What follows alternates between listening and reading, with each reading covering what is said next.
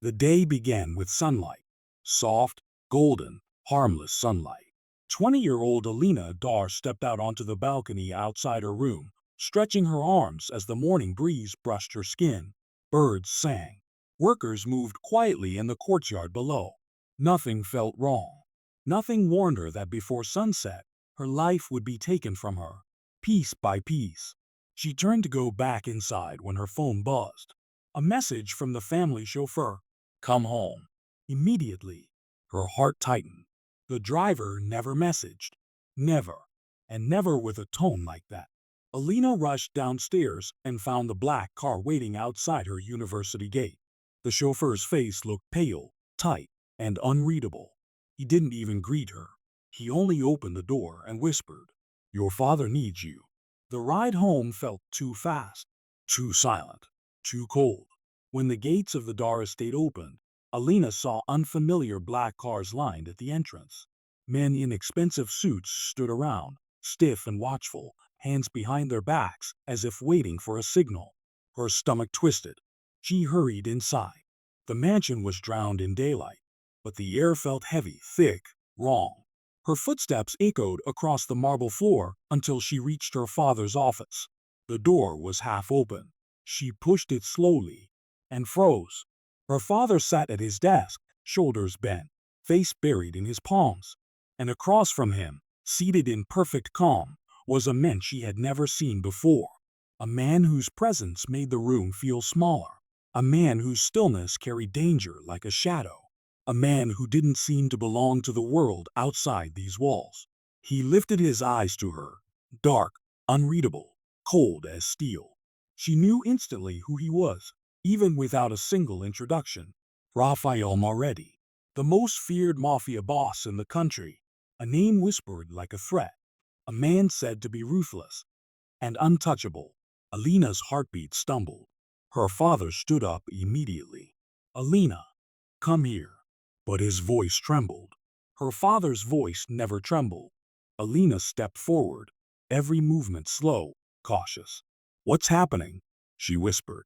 Her father's lips shook as he tried to speak, but Raphael's voice cut through the room first, smooth, low, and terrifyingly controlled. "Your father has a problem," he said. "A very large one." Her father closed his eyes. "Alina, I'm sorry." She turned to him, confusion tightening her chest. "Sorry for what?"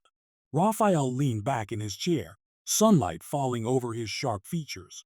"He owes money," Raphael said. "Money he cannot repay. His enemies know it. They're preparing to take everything he owns.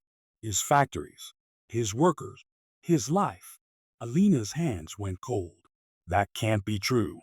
"It is," her father whispered. "It is, Alina." A tear slipped down his cheek. She had never seen him cry, not even at her mother's funeral. Raphael continued, his tone steady, emotionless. "Your father came to me for protection. I stopped the attacks. I froze his enemies. But protection has a price." Alina stared at him. "What price?" Raphael didn't blink. "Marriage." The word fell like a hammer. Her breath caught. What do you mean?" Raphael stood slowly. Even that simple motion carried power. "I want you as my wife." Her head spun, reality twisting, collapsing. Her father grabbed her hands. "Alina, listen." She pulled away. "Father, no. No. You can't agree to this." Raphael's tone didn't change. "I protect what is mine. With you as my wife, the Dar Empire becomes part of my territory. No one will dare touch it." Alina shook her head, voice breaking. "I'm 20. You can't take my life like this." "You think your life will remain yours after today?" Raphael asked softly. "Your father's enemies plan to kidnap you by tonight. They want leverage. They want blood. You are the easiest target." Her breath faltered. Her father grabbed her shoulders, eyes desperate. "Alina, please. If you don't do this, everything will burn. People will die. Our family. Everything your mother built. It will all be gone." Alina stepped back, shaking, tears building in her eyes. "You made deals with these people? You hid all this from me?" Her father fell to his knees. "I didn't want this life for you. I didn't want this to happen, but I can't fix it anymore. Alina, only you can. Her world collapsed with every second. The room spun. Raphael watched her with unreadable calm. He didn't force her. He didn't threaten. He simply waited, because he knew she had no choice. Alina's voice cracked. If I say no, what happens? Raphael answered without hesitation. Your father loses everything, and he dies. Her knees weakened. Her father sobbed. Alina, I'm begging you. She turned toward the window, sunlight pouring over her face like a spotlight. A bright world, but suddenly so dark. She didn't want this. She didn't want him. She didn't want a life trapped beside a man feared by everyone. But if she walked away, her father's empire would collapse. Workers would lose their jobs. Families depending on him would suffer. He would be killed. She inhaled deeply, and then whispered the words that shattered her fate. I'll do it. Raphael's eyes narrowed slightly, as if he had expected nothing else. Good, he said. The wedding will be in 3 days. Her head snapped up. 3 days? You will be safer once it is done, he said simply. Every hour you remain unmarried, your enemies have an open door. Lena felt her legs trembling. 3 days. 3 days to give up her future, her freedom, her dreams. Raphael walked toward the door, passing her without touching her, without even glancing her way. But then he stopped. He turned his head slightly, his voice low enough for only her to hear. Prepare yourself, he said. After our wedding, nothing in your life will belong to you anymore. He left the room. Silence filled the space behind him, heavy, suffocating. Alina stood frozen, staring at the door he walked through. She felt her heart, once warm and hopeful, turning into something cold and terrified. Her father reached for her hand, whispering her name, but she pulled away, unable to breathe, unable to speak. She walked out of the office, each step echoing in the sunlight-filled hallway. She made it to her room, closed the door, collapsed to the floor. Her body shook with silent sobs. Her life was no longer her own. As tears blurred her vision, she whispered to herself, "What are they turning me into?" The camera would pull back in a cinematic wide shot. A bright room, a broken girl. 3 days before she becomes the bride of the most dangerous man in the city. The first morning in the grand, cold mansion felt like stepping into another world. Sunlight streamed through tall, ornate windows, glinting off golden chandeliers, but it did nothing to warm the emptiness that pressed against my chest. I was married to the most dangerous man I had ever known. And yet, no one had asked me if I wanted any of this. I sat on the edge of the king-sized bed, the silk sheet slipping from my fingers, and stared at the polished floor. My mind was a whirlwind. My father's empire, his business, his life, was now balanced on a knife's edge. And I was the price. Every thought of freedom, every hope I had held for my own life, had been crushed under the weight of duty. A knock on the door shattered the silence. Enter, a deep voice commanded, and I froze. Even in the doorway, the air seemed to vibrate with danger. He stepped in, tall, imposing, dark-haired, eyes colder than steel, but unnervingly sharp. He was every rumor I had ever heard about him. Powerful, merciless, untouchable. Yet, there was something in the way he looked at me, curious, almost calculating, that made my stomach twist. "Good morning," he said, his voice low, smooth, and dangerous. "I hope you slept well." I swallowed hard, forcing a nod. I did. My voice sounded small, fragile, even to my own ears. He didn't sit, didn't smile. Instead, he circled the room slowly, eyes taking in every detail. The room, me, the tension in my shoulders. "You look lost," he observed, almost casually, but I felt the weight behind it.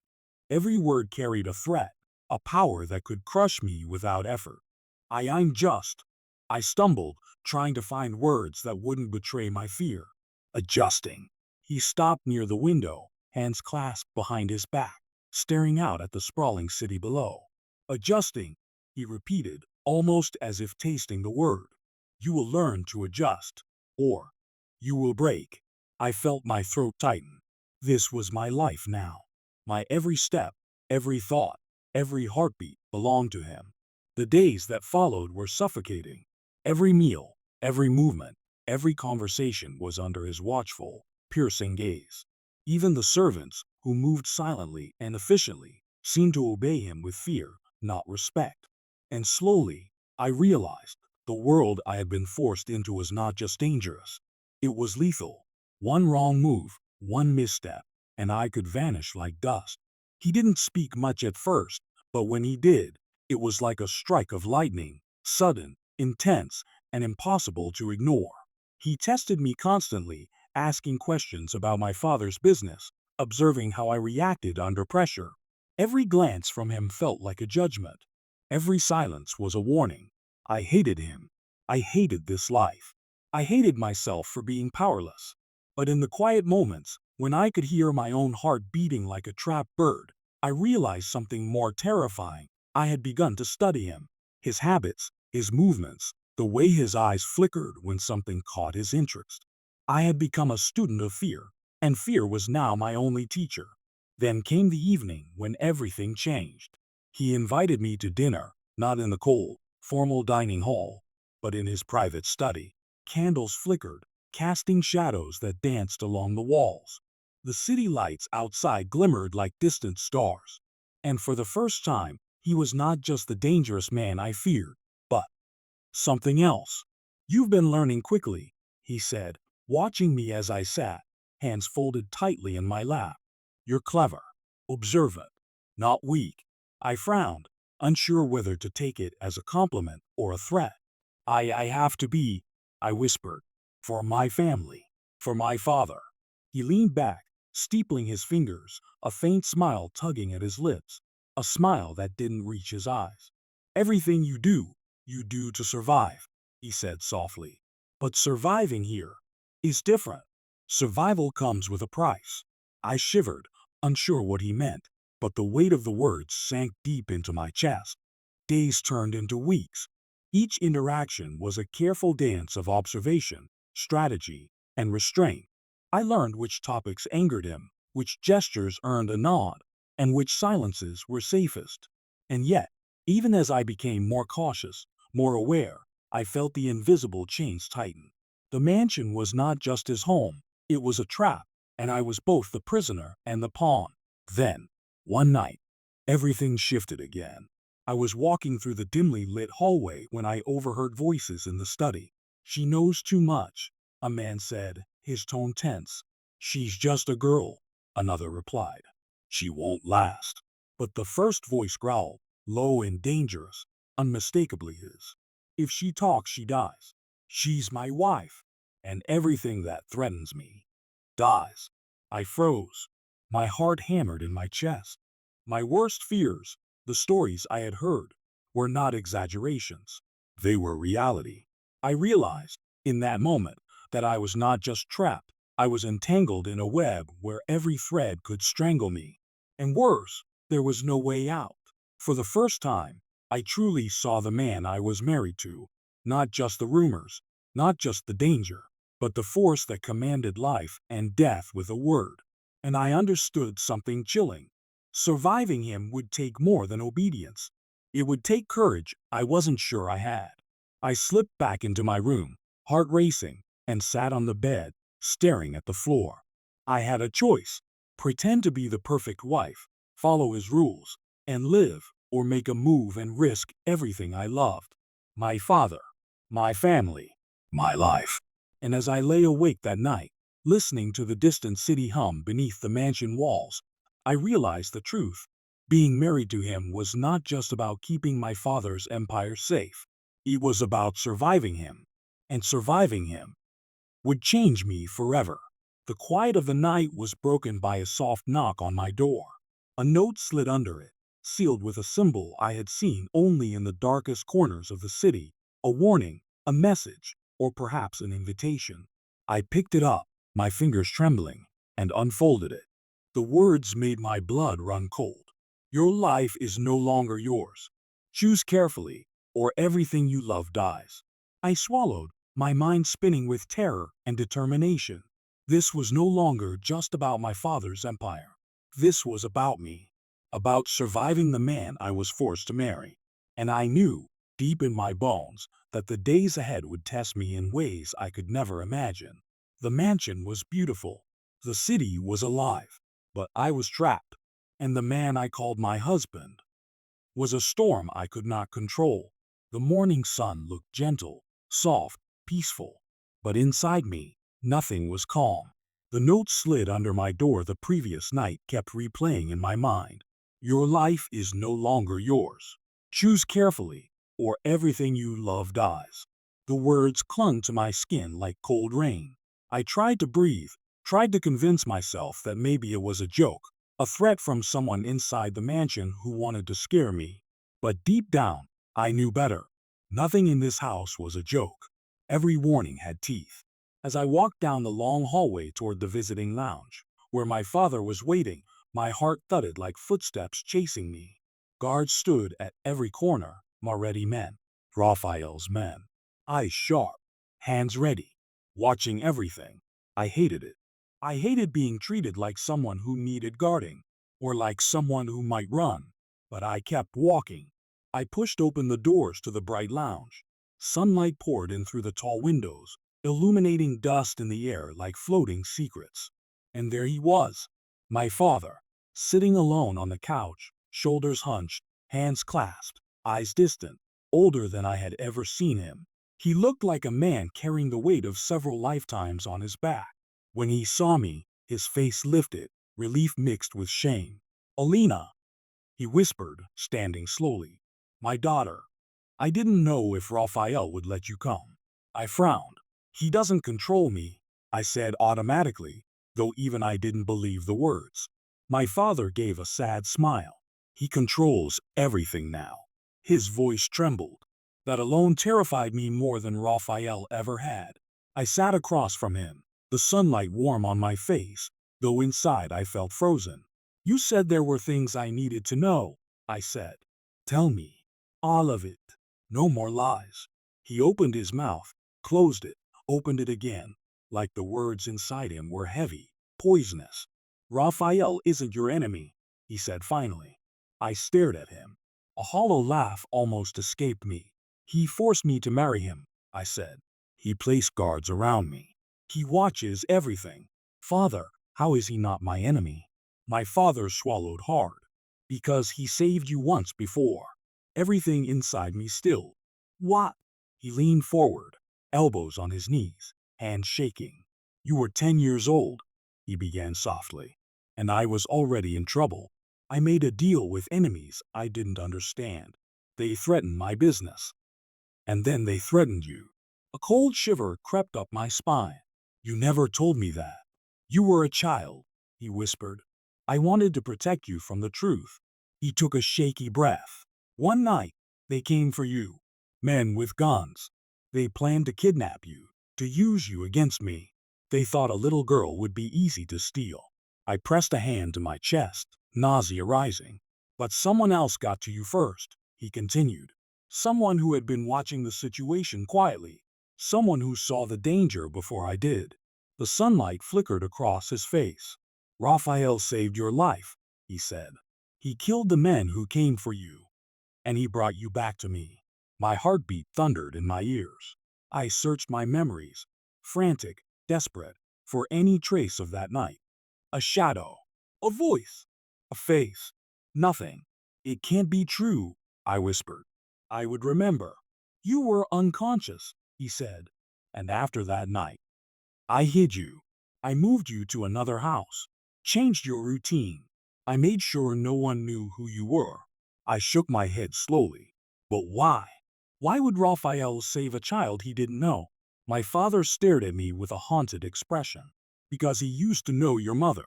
The ground beneath me shifted. "What?" My voice cracked. "What do you mean?" "They grew up in the same neighborhood," he said. "She was kind to him when no one else was. He never forgot her." I felt something sharp twist inside me. Fear, confusion, disbelief. "So he saved me because I'm her daughter?" My father nodded. "And when I came to him months ago," he continued, "begging him to protect my business, begging him to stop the attacks. He agreed, but only on one condition. My throat tightened. That I marry him, I whispered. Yes, my father said. He asked for you, not as payment, not as punishment. He said he would protect the daughter of the only woman who ever showed him kindness. I felt my breath leave my body. My entire life, my choices, had not been mine. Every moment since I stepped into this mansion had been built on secrets I never knew existed. I stood abruptly. I need air. Before my father could respond, the doors behind me slammed open. Two guards rushed in, faces stiff, hands on their weapons. Sir, one said to my father, we need to evacuate you. Now, my father's eyes widened. What? Why? The guard did not answer. He simply pointed toward the windows. I turned and saw smoke rising in the distance. Black smoke, thick, fast. The mansion trembled faintly under my feet. My heart lurched. What's happening? I whispered. The second guard moved swiftly, gripping my arm. They've breached the outer gates, he said. Enemies. Armed. They're inside the property. Everything inside me went cold. My father stood, panic flashing across his face. No, no, not now. Gunshots cracked outside. Sharp. Loud. Terrifying. The guards pushed us toward the inner hallway. Move! Move now. Sunlight fractured across the walls as shadows ran past the windows. Men in dark clothes. Men with guns. My father stumbled beside me, breath unsteady. They're after me, he gasped. Alina, keep her safe. Before he could finish, a massive explosion shook the floor. Glass shattered. Smoke billowed through the hallway. The lights flickered violently. Father! I screamed as debris rained around us. The guards shielded us, but the force of the blast knocked me off my feet. My ears rang. My vision blurred. I crawled toward my father, coughing, my hands shaking uncontrollably. Alina, stay down, a guard yelled, pulling me behind a fallen column. I screamed through the smoke. Father, where is he? Where? But another loud boom drowned out my voice. My eyes stung. I reached blindly through the dust and broken glass. Then, a shadow moved behind me. A hand grabbed my arm. Strong, sudden, unfamiliar. I gasped, struggling, kicking, trying to break free. But the grip tightened. A voice, low, chilling, whispered in my ear. We've been looking for you. My blood froze. I twisted desperately, but the smoke made everything shapeless, colorless, dark. I couldn't see. I couldn't breathe. I couldn't think. All I knew was, this was not Raphael. These were not his men. I was in someone else's hands. Someone who had broken through Raphael's defenses. Someone who wanted me, and not in a way that meant safety. Someone who knew that taking me would destroy Raphael Moretti. As the smoke swallowed us, dragging me into the unknown, one final thought stabbed through my panic. The morning sun spilled through the tall windows of the mansion, painting the polished floors with streaks of gold. But the warmth of daylight couldn't reach the cold dread that had settled over me. I had begun to understand the rules of this deadly game, what my husband expected, how to move, when to speak, how to survive. And yet, nothing could have prepared me for what was about to happen. It started with the phone call. My fingers trembled as I picked up the sleek black device lying on the marble counter. Your father's empire will crumble if you don't listen. A distorted voice hissed through the line. My heart pounded in my chest. The voice was unfamiliar, but the threat was clear. Who? What do you want? I asked, my voice steadier than I felt. Your life. Tonight. Or he dies. Decide wisely. The line went dead. I froze, every nerve screaming at me. My father's empire, everything I had sacrificed to protect, was under threat. And the danger wasn't abstract anymore. It was immediate, personal. Before I could process the words, the door to my room burst open. Shadows filled the doorway. Men, masked, strong, silent, moved like predators. Run! I screamed, but it was too late. A hand clamped over my mouth, stifling the cry. and another arm wrapped tightly around me, dragging me backward. Panic surged, choking every thought. My heart pounded so hard I thought it would burst. I struggled, kicked, clawed at anything I could reach, but they were too strong. I felt the cold touch of metal at my back, the barrel of a gun pressing into my shoulder. My mind raced. Escape was impossible. Survival meant compliance, at least for now. I was dragged into a black van, the doors slamming shut behind me. The engine roared to life, and we tore through the city streets. The sunlight streaming in through the windows became a blur, replaced by the suffocating darkness of my new reality. Hours passed, or maybe minutes, I couldn't tell. The world was reduced to the smell of gasoline, the hardness of the seat beneath me, the pounding of my own fear. And then, the vehicle stopped.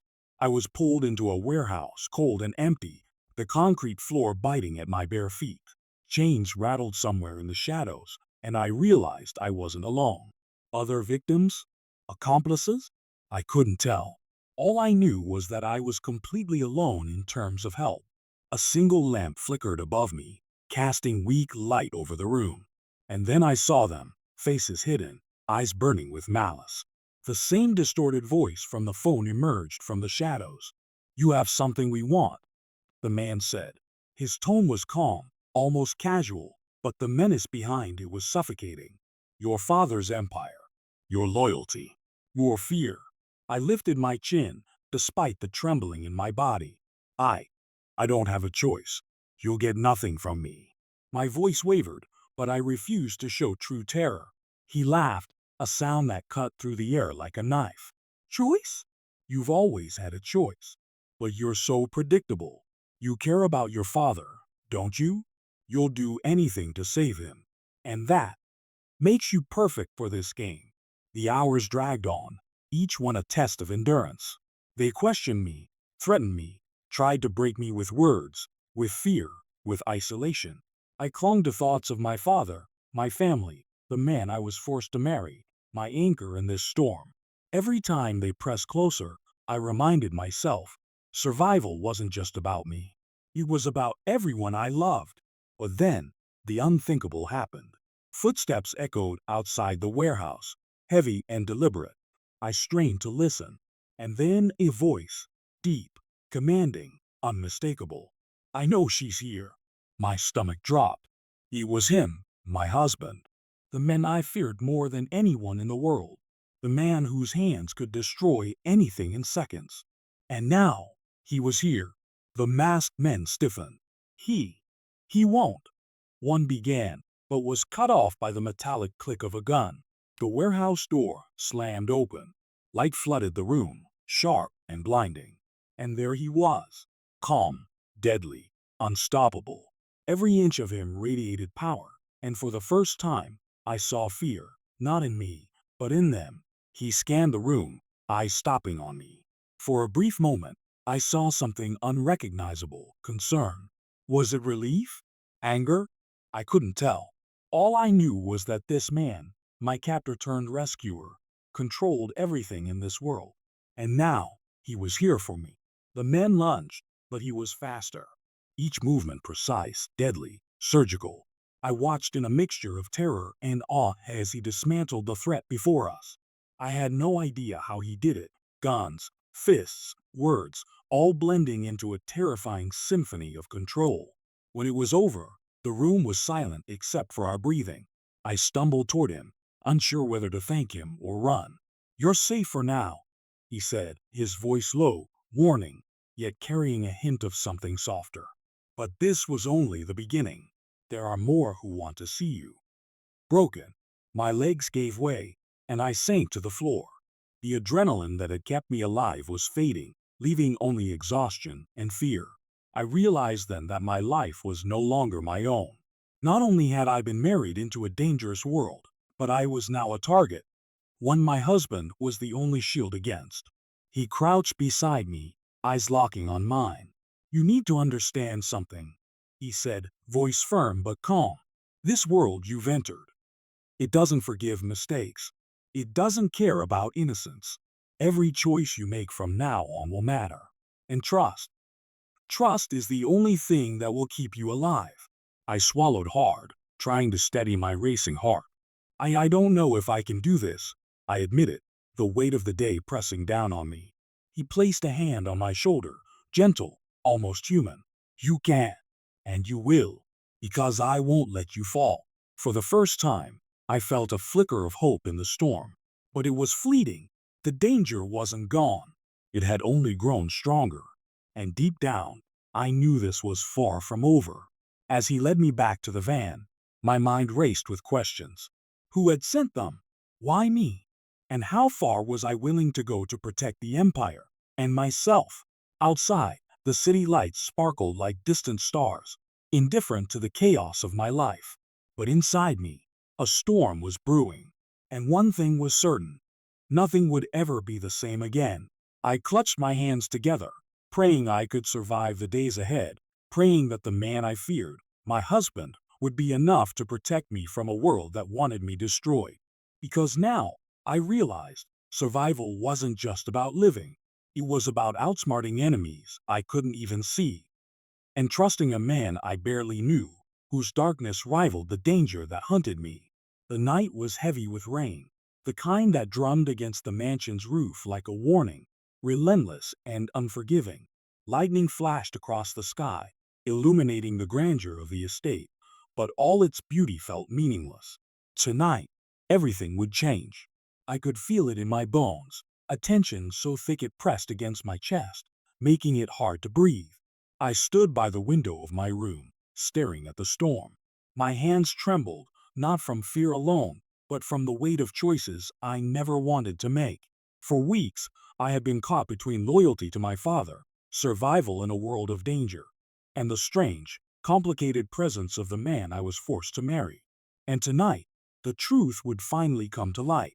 A knock at the door made me jump. It was him, my husband. His face was serious, but there was something uncharacteristically human in his eyes tonight, something that made my heart skip. We don't have much time, he said, his voice low but urgent. They're moving against your father. You need to see the truth and make your choice. I nodded silently, following him through the mansion. The halls felt endless, shadows stretching and twisting like silent threats. We reached the study, the place where countless decisions had been made, decisions of power, of life, of death. On the desk lay documents, photographs, and files. My father's business, once a beacon of hope and pride, had secrets buried deep within it. And now, they were all laid bare. He gestured toward the files. Your father, he wasn't entirely honest with you. There are debts, enemies you've never known about. And some of them are willing to destroy everything to get what they want. I took a shaky breath, scanning the papers. Numbers, names, threats, letters sealed with marks of violence I had only heard about in whispers. My father's empire. It was far more fragile than I had ever imagined. And worse, I realized that some of those threats were not only against the empire, they were against me. I had no idea. I whispered, fear and betrayal mingling in my voice. Everything I did, every sacrifice, was to protect something built on secrets. He stepped closer, placing a hand on my shoulder, steadying me. The truth is harsh, he said, but you now know it, and knowing it gives you power. You have a choice. My mind spun. A choice. Survival had always been about obedience, about hiding and waiting. But now, I was being given something terrifying. Control. You can leave, he continued. Walk away from this world, from your father's empire, from me. No one will stop you. But if you stay, you'll face it all, fully, with no protection other than your own courage and my help. I closed my eyes, trying to imagine life beyond the mansion, beyond the storm, beyond the danger. Freedom. But the thought of leaving my father, of letting him face the consequences alone, it was unbearable. I can't leave him, I said finally, voice trembling. I can't leave my father. He studied me silently, the faintest trace of something softer in his gaze. Then you stay, he said, almost like a promise. But you need to understand. Nothing will be the same. Not the empire. Not your life. Not us. The room went silent, save for the storm outside. And then, the final twist revealed itself. From the shadows, a figure emerged. One I had thought to be loyal to my father. One I had trusted. And yet, betrayal. You should have stayed hidden. The figure sneered. But it's too late now. The Empire, the girl, everything, mine. My heart froze. The betrayal cut deeper than any fear I had faced. The man I was forced to marry stepped forward, eyes blazing with fury I had never seen. You made a mistake, he growled, voice low and lethal. And now you'll pay for it. The next moments blurred into chaos. Threats, weapons, shouts. I ducked, hid, tried to keep my heart steady. And in the center of it all, him, my husband, moving with precision and deadly control. He was a force I could not comprehend, a storm of power and anger, and yet, he was protecting me. When the dust settled, the traitor lay defeated. Silence fell again, heavy, suffocating, but this time, different. Safe, for a fleeting moment. I sank to the floor, trembling, chest heaving. He knelt beside me, eyes softening. The world you stepped into. It's ruthless, he said, voice low but steady. But you survived, and you have a choice now, how far you're willing to go, and who you want to be in it. I looked at him, fear still simmering in my chest, but also a spark I hadn't expected. Trust, perhaps not complete trust, but enough to know he wouldn't let me fall. And for the first time, I realized survival wasn't just about hiding. It was about standing tall, even when the storm raged. I'll stay, I said, my voice shaking but firm. I'll face it all. For my father. For myself. He nodded, a faint, almost unguarded smile crossing his face. Then we face it together. And whatever comes, we survive. Outside, the storm began to ease. Rain still fell, but the first hints of dawn cut through the clouds, painting the city in pale gold. It felt symbolic, almost cruelly beautiful, a reminder that life went on, no matter the battles fought inside walls of power, fear, and deception. As I stood there, watching the first light touch the mansion, I realized something profound. My life had been stolen, twisted, forced into a world I never chose. But within that chaos, I had found a sliver of control, a spark of courage, and the knowledge that even in darkness, there was a choice. And though the Empire, the enemies, and the secrets would challenge me endlessly, I was ready, because I had survived, because I had chosen, and because the final twist was that the most dangerous man I feared was now also the one I trusted to help me navigate a world I never wanted, but could no longer escape.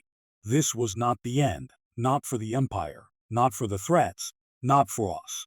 But it was the beginning of a new chapter, one where I was no longer just a pawn. I was a player, and I would fight, with every ounce of courage I had left.